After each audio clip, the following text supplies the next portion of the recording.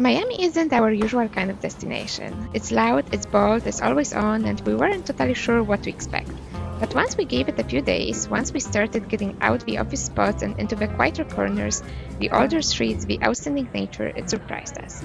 There's a lot more to the city than just beaches and nightlife. It's a place shaped by immigration, music, design, and some seriously good food. So in this video, we are sharing 10 must-do things in Miami. From peaceful parks and historic neighborhoods to places where the food alone is worth a trip. And to kick things off, we started our trip the moment we landed, with one of Miami's most iconic local bites.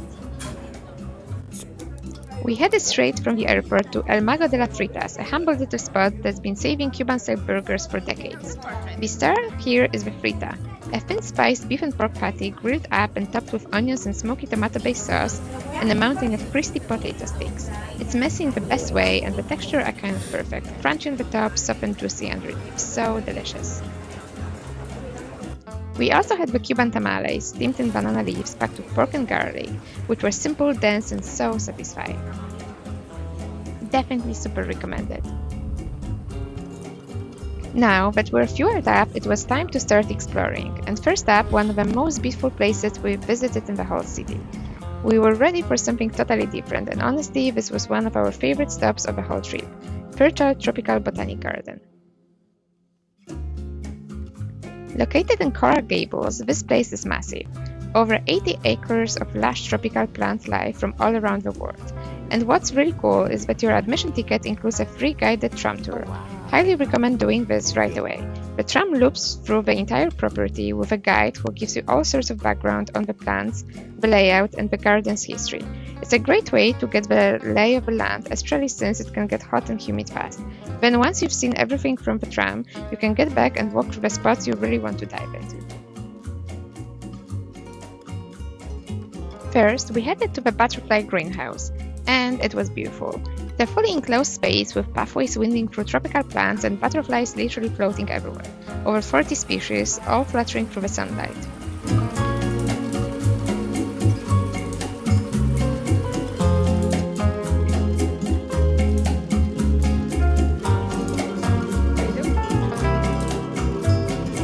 And then we found the Marjorie Stoneman Douglas bench. If you're not familiar with her, she was an environmentalist and journalist who basically saved the Everglades from being drained in the 20th century.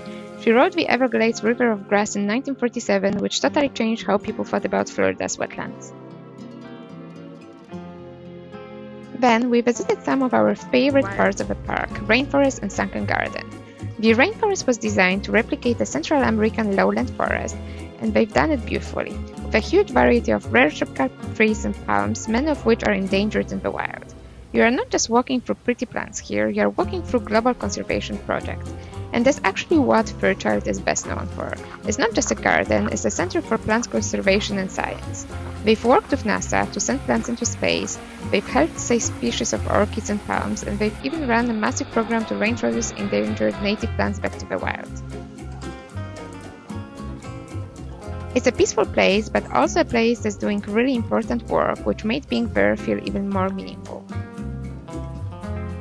We could have spent hours walking there, and if you're looking for one of Miami's quiet gems, this is absolutely it. And after soaking up all that green, it was the time to dive back into the city and head to a very different kind of beautiful neighborhood. We spent a slow afternoon exploring Coconut Grove, which is one of the oldest neighborhoods in Miami, originally settled in the 1800s, and got that perfect blend of history and modern-day charm. We started at the Barnacle Historic State Park, home to one of the oldest houses in Miami still standing on its original foundation. Then we continued walking around the neighborhood, and we found this adorable indie bookstore called Books and Books. It's super curated, cozy, and full of handwritten statics. I always try to find a local bookstore wherever we go, and this one just felt so rooted in the community. You can even grab a glass of wine there when you're exploring the books.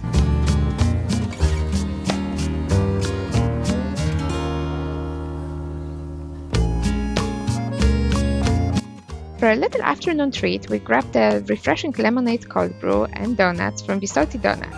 It was definitely worth the hype, soft and rich without being too sweet.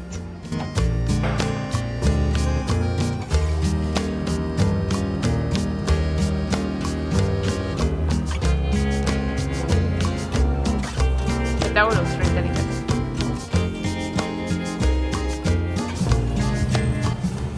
From there, we wandered over to CocoWalk. It's a really laid-back, open-air plaza with shops, cafes, and people just hanging out.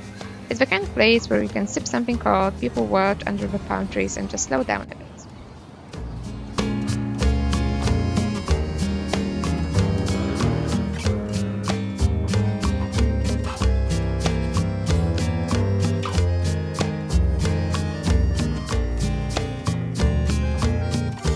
Then we grabbed the iconic gelato from Danielle. It's small batch and seriously delicious. You should try the Seymour's, pistachio or mango sorbet.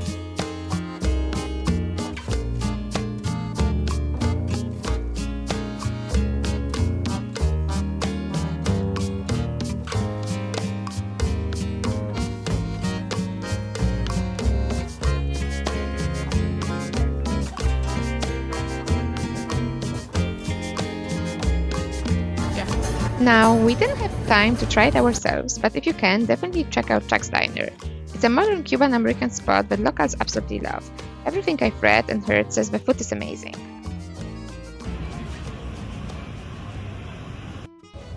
The base of Marketplace is loud, it's chaotic, and it's absolutely bursting with tourist energy. But hear me out, if you embrace it for what it is, it's actually a really fun stop. We came here in the evening, which I think is the best time to visit. All the lights come on, there's live music playing by the waterfront, and the marina is glowing under the Miami skyline. You've got performers, pop-up bars, and people dancing. The souvenir shops are a little over the top, but they just add up to the weird Miami vibe. And then CVI.CHE 105. If you're doing Bayside, this is where you want to end the night. This place is famous in Miami, and once you try it, you will understand why. At first we were worried that it would be a tourist trap, but the food was delicious. It's a modern Peruvian cuisine with bold, fresh flavors. We started with a trio of ceviches, each one completely different. There was the classic lime cilantro lèche de tigre, one with creamy ají amarillo, and a spicier one with ricotta pepper. The seafood was incredibly fresh, like it was pulled out of the water hours earlier. We also had the traditional Peruvian potato salad, cosa, and delicious seafood risotto. Definitely a super yummy place.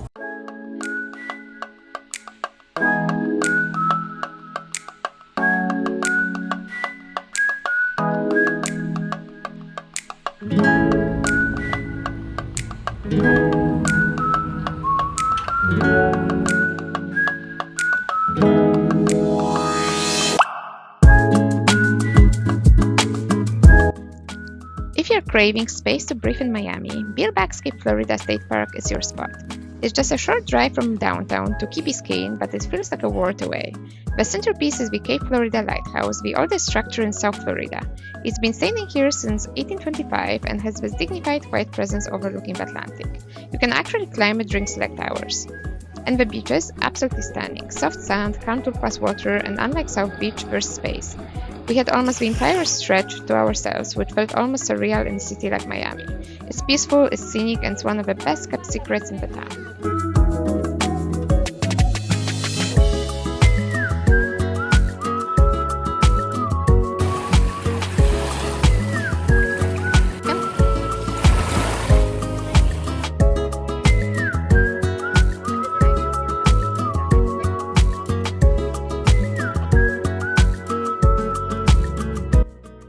Beyond the lighthouse and beaches, you can explore the bike trails. They went through the dunes and palms, and if you rent bikes, you can look through most of the park in an hour or two, with plenty of places to stop for a swim or a picnic.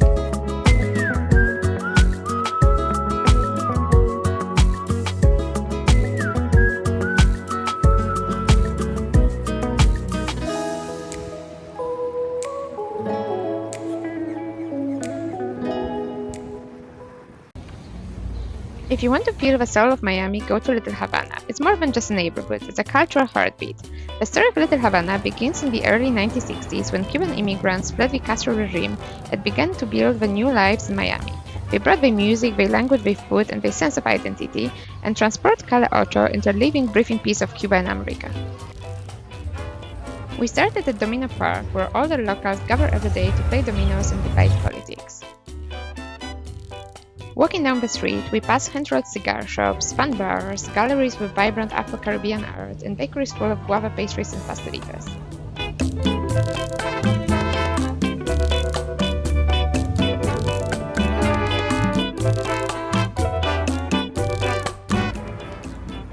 place for sure feels a little touristy, but it's still a great place to explore some local culture.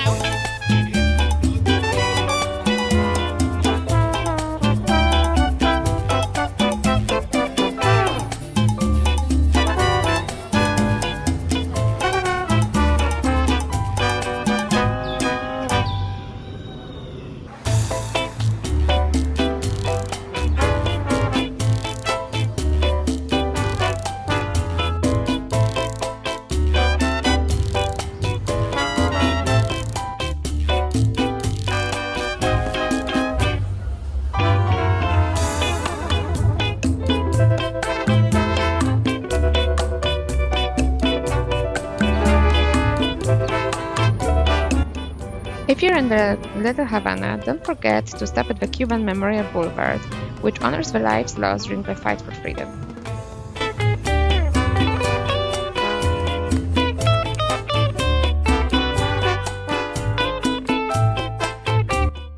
And the food, incredible. We had lunch at Sanguich de Miami and was totally worth queuing for an hour in the crazy rain.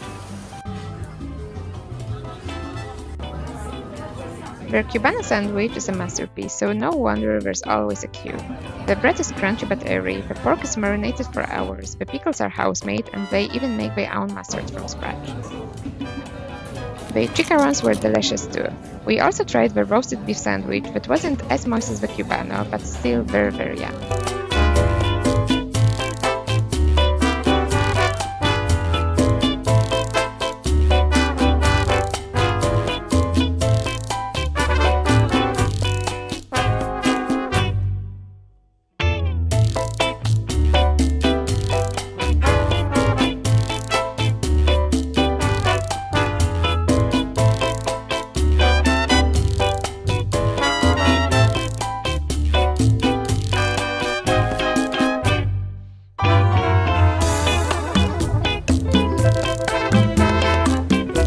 For dinner, went to Capella Trova, and I'm still dreaming about that night. Live music, cocktails served to theater, and dishes that felt like home-cooked meals in the best meaning of this term. Because it's a bit further away than the main center of action in Little Havana, it feels less touristy than some other restaurants, and you can even see a lot of locals dining there.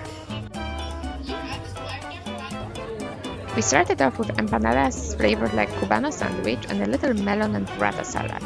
Both were delicious. Then we had a braised pork with jicama as the main dish and was absolutely delightful.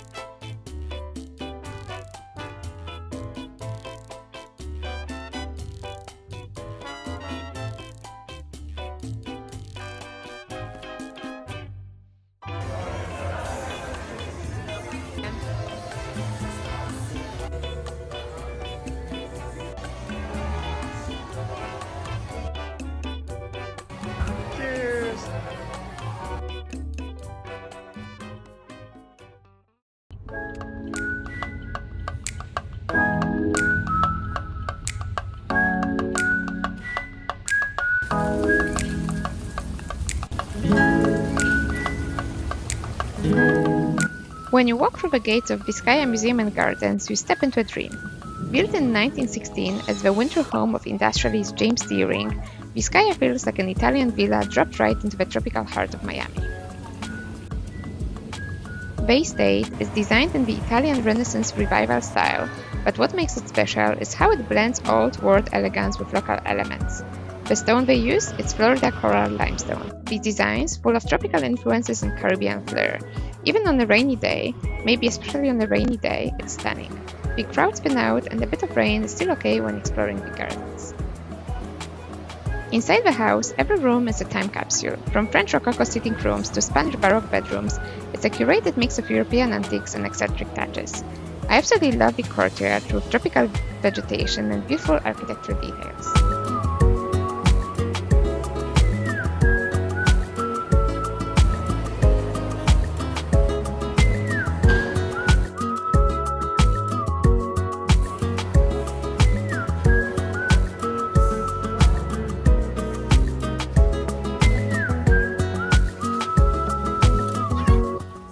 But for me, it's the gardens that steal the show. There are fountains everywhere, secret pathways behind hedges, stone steps leading to statues, and these grand staircases descending into the sea. Vizcaya is also one of the most photogenic places I've ever been to. If you're into photography, this place is a goldmine.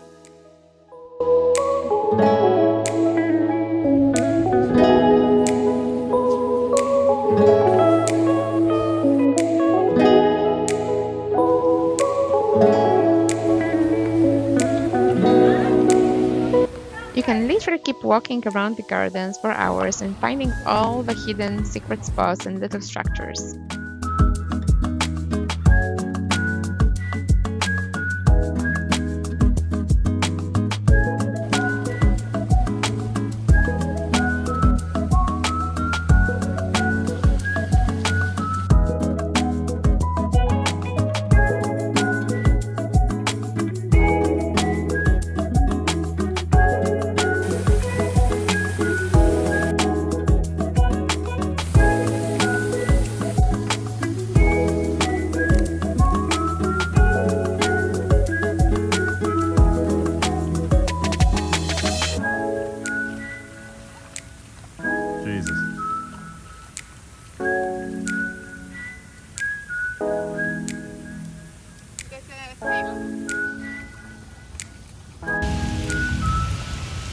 So sometimes your hair is wet, you don't look perfect, but who cares?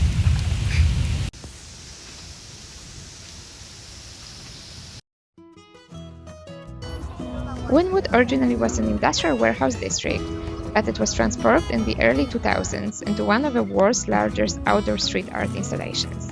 The walls became canvases for some of the most famous muralists on the planet. The Wynwood walls themselves are curated and constantly rotating. Each mural tells a different story. Some are political, some emotional, some just wild and surreal. It's really an awesome place, and a museum that feels more alive than your typical art exhibition.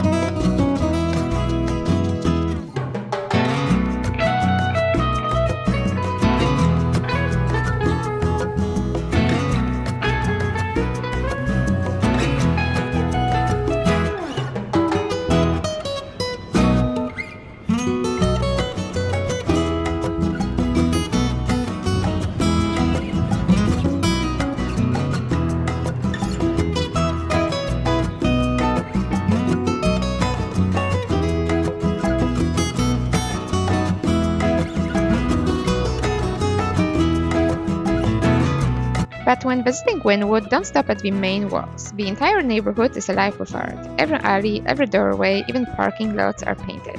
There's music in the air, local shops selling handmade jewelry and art prints, and street art everywhere.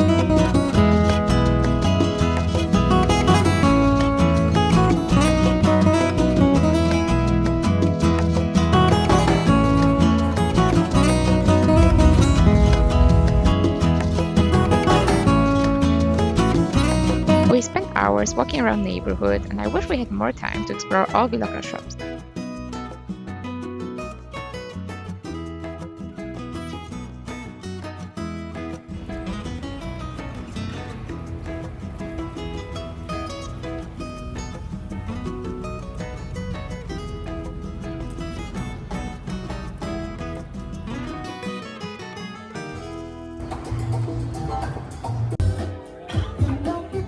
We ended the evening at Dante's HiFi, a hidden vinyl bar that's part cocktail haven, part listening room. They have rare records spinning all night, and the vibe is mellow but stylish. It's a place where you can actually feel the creativity Wynwood's built on. The music is rotating based on which DJ is playing, so make sure to check the current roster. We went when there was a spiritual jazz night, and it was really awesome. The place is busy, so consider booking your seats in the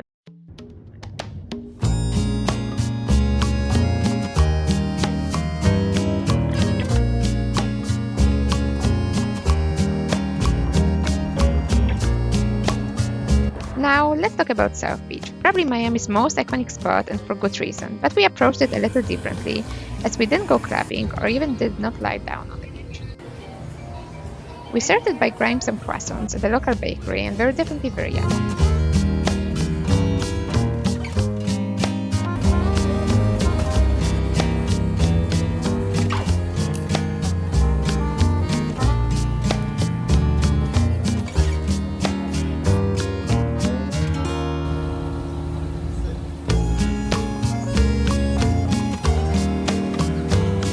Once you start walking along Ocean Drive, you start to really notice the Art Deco architecture. These buildings date back to the 1920s and 30s, and they've been incredibly well preserved. You see it in the round edges, neon signs, pastel colors, and geometric patterns. Buildings like the Colony Hotel, the Carlisle, and the Breakwater are the architectural gems, and they feel like they are straight out of vintage postcard. I just loved all of the colors. Now, we couldn't skip a visit to the beach itself. South Beach is definitely busy and a little chaotic, but it has that famous Miami energy. Warm water, soft sand, lifeguard towers that look like candy-colored sculptures, and people from all over the world just soaking it in.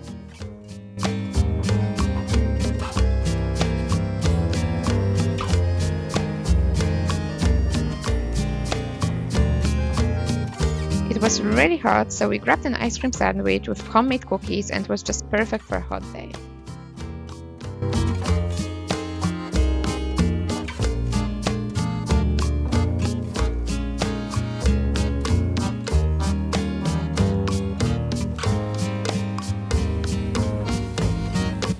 Whereas the vibe of the South Beach is not really my thing, as we are not into loud music and clubbing, I definitely loved strolling around and just admiring the buildings.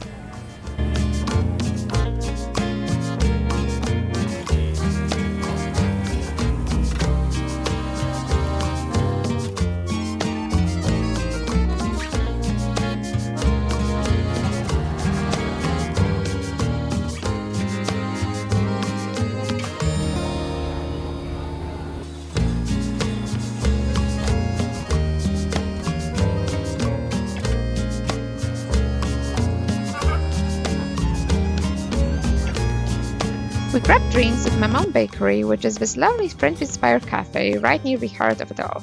It has incredible courtyard with live orchids, seashells, and beautiful vegetation.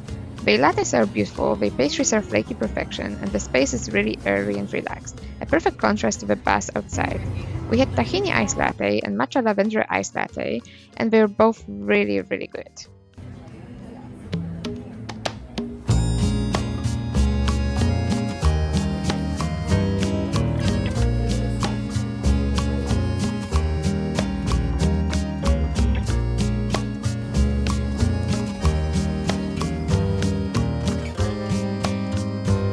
For dinner, we splurged a little and went to Joe's Stone Crab. This place is legendary. It's been open since 1913, and you can see it in the old school decor and fancy waiters.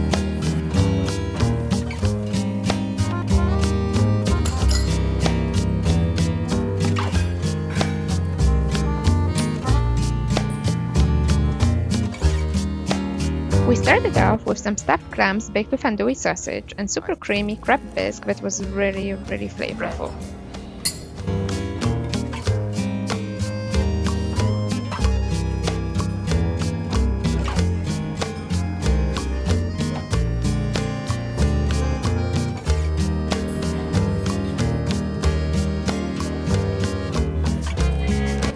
But the real star in the restaurant is the seasonal stone crab claws, sweet, delicate, served cold with sauce and a selection of sides including baked hashed potatoes, slaw, and cream spinach.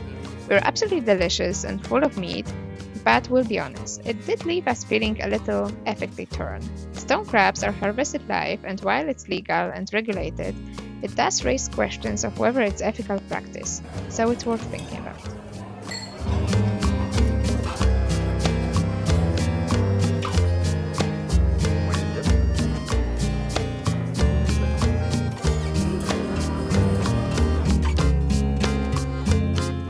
They are also known for their key lime pie, which was delicious, but we wish it was a bit less frozen inside.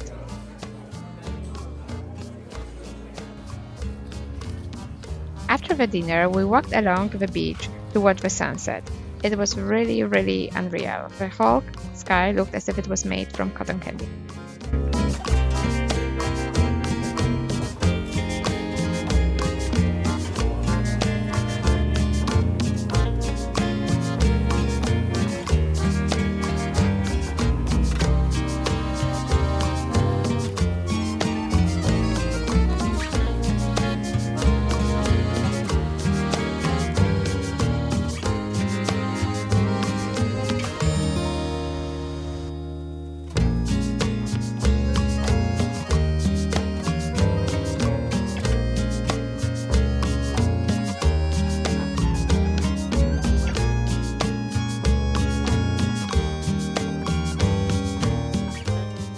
Just a short drive west of the city, and you're in one of the most ecologically important places in the entire country, Everglades National Park.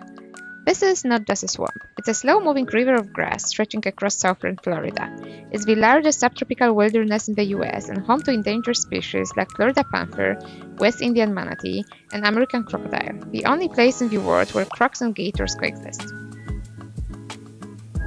We have a full, in-depth video just about our time in the Everglades with all the recommended trails, so if you are planning a visit, check that out.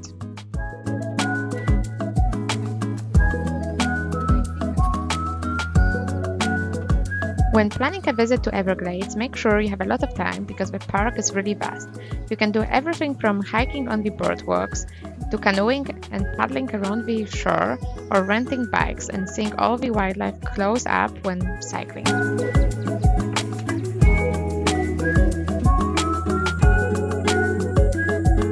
One of the most surprising and the most amazing aspects of visiting Everglades is seeing all of the wildlife so close by. You can see all of the amazing birds, alligators and turtles just by the walking path. The Everglades aren't just wild, they are sacred. They filter water for millions, buffer storms, and house cultures that go back thousands of years. Standing there, surrounded by reeds and sky, it's impossible not to feel humbled.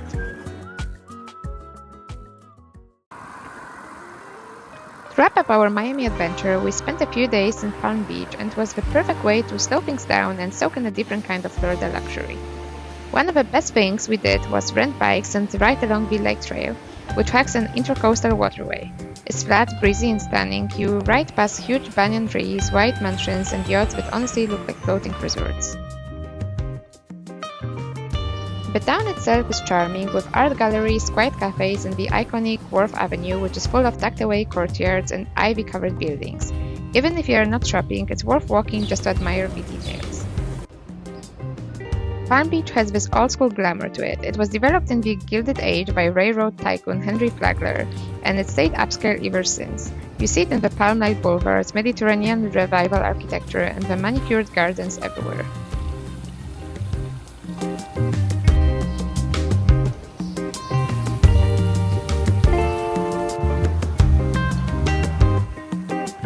When biking along the shoreline, you see all the massive mansions, including Mar-a-Lago.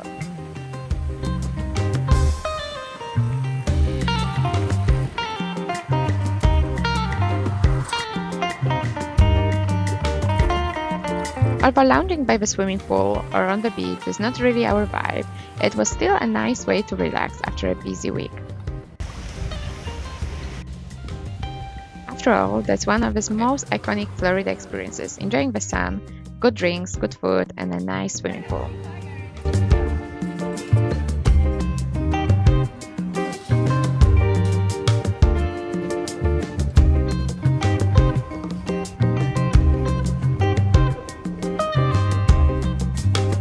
And on our last day, we rented a small boat and cruised along the Intercoastal. Super recommended experience. You can ride the boat to one of the waterfront restaurants with dogs and grab a lunch.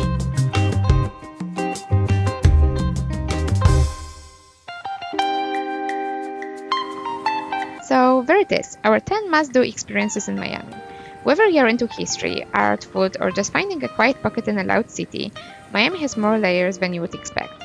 If this video helped you plan your trip or inspired you to consider Miami when you hadn't, let me know in the comments. And be sure to check our Everglades deep dive if that wild side of Florida is calling you. Thanks for watching, see you in the next adventure.